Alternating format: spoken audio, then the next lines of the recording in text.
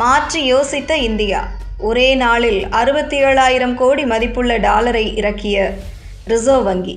Super. உலக சந்தையில் கச்சா எண்ணெய் இறக்குமதிக்கு இந்தியா கூடுதல் பணம் செலவழிக்க வேண்டியுள்ளதால் டாலருக்கு செயற்கையாக கிராக்கி ஏற்பட்டுள்ளது. இதனால் ரூபாய் மதிப்பு வீழ்ச்சியடைந்து வருகிறது. இந்த வீழ்ச்சியை தடுக்க ஒரே நாளில் 67,000 கோடி ரூபாய் மதிப்புள்ள அமெரிக்க டாலர்கள் விற்பனை செய்து இந்திய ரிசர்வ் வங்கி நடவடிக்கை மேற்கொண்டிருக்கிறது.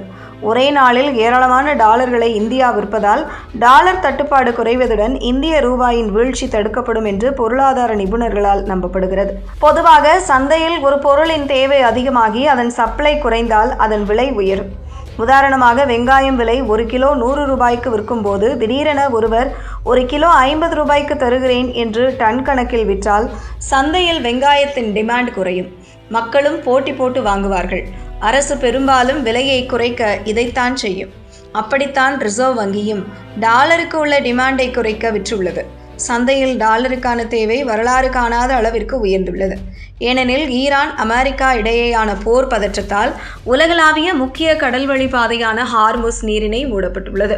இந்தியாவின் 50% அதிகமான எரிபொருள் இறக்குமதி இந்த வழிப்பாதை வழியாகவே நடைபெற்று வருகிறது.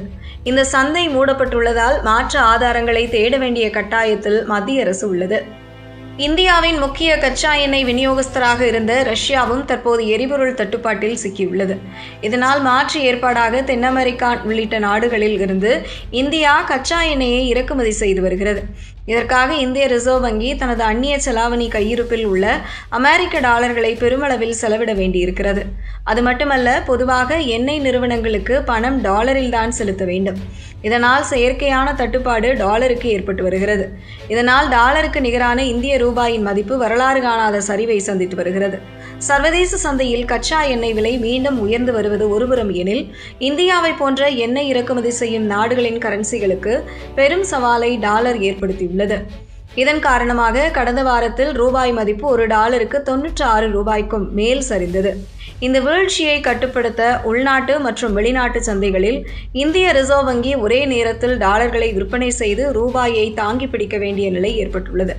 இதற்காக இந்திய ரிசர்வ் வங்கி கடந்த 24ஆம் தேதியன்று அந்நிய செலாவணி கையிருப்பில் இருந்து மொத்தம் 7 பில்லியன் அமெரிக்க டாலர்களை பொதுச்சந்தையில் விற்றிருக்கிறது.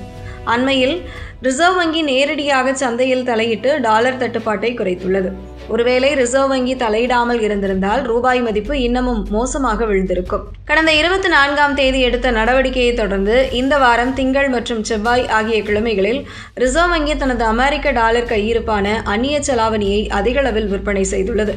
ஒட்டுமொத்தமாக இந்த தற்காப்பு நடவடிக்கையின் மதிப்பு 9 மில்லியன் டாலர்களை ரிசர்வ் வங்கி விற்றிருக்கலாம் என்கிறார்கள்.